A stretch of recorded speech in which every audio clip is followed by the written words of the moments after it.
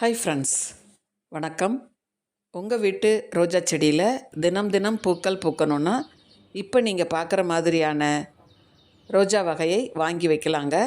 நிறைய மொட்டுக்கள் வரும், நிறைய கிளைகள் வரும், நல்லா ஹெல்த்தியாக வளரும், அதிக பூச்சி தாக்குதல் இருக்காது. மினி லெவண்டர்னு சொல்லி எங்களுக்கு கொடுத்தாங்க. ஆனால் இதோட ஐடி என்னன்னு எனக்கு கரெக்டாக தெரியல. நர்சரியில் கொடுக்கும்பொழுது மினி லெவண்டர்னு சொல்லி கொடுத்தாங்க. ரொம்ப அழகான மொட்டுக்கள், ரொம்ப நல்லா இருக்குங்க. லெவண்டர் கலரில் தான் பூக்குது. நல்ல மொட்டுக்கள் அடர்த்தியாக வருது, நல்ல கலர் அழகாக இருக்குது, நிறைய மொட்டுக்கள் வருது.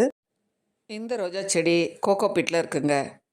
கோகோபீட்டில் ஒரு நல்ல வளர்ச்சி இருக்குது. அதற்காக தான் நான் இந்த வீடியோ போடுறேன். நீங்கள் சாதாரணமாக ஒரு செடியை வாங்குனீங்கன்னா அந்த செடியை தண்ணீரில் போட்டுருங்க. வேரில் இருக்க மண்ணெல்லாம் கரைஞ்ச பிறகு அந்த வேரை அப்படியே எடுத்து கோகோபீட்டில் வச்சு வளர்த்துருங்க.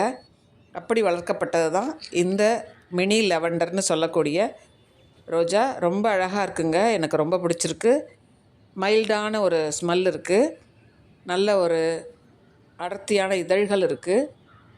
என்னோடய சேனலில் நிறைய ரோஜா வளர்ப்பு தகவல்கள் இருக்குது, நீங்கள் பார்க்கலாம். கோகோபீட்டில் வளர்கிற செடிக்கு எரு, கம்போஸ்ட் எதுவும் கொடுக்கக்கூடாதுங்க. லிக்விட் ஃபெர்டிலைசர் கொடுத்து வளர்த்துடலாம். என்னோடய சேனலில் நிறைய வீடியோக்கள் இருக்குது, பாருங்கள். மீண்டும் பல வீடியோக்கள் வர இருக்குது. நீங்களும் இது போன்ற ரோஜா வளர்ப்பு கோகோபீட்டில் ட்ரை பண்ணுங்கள்.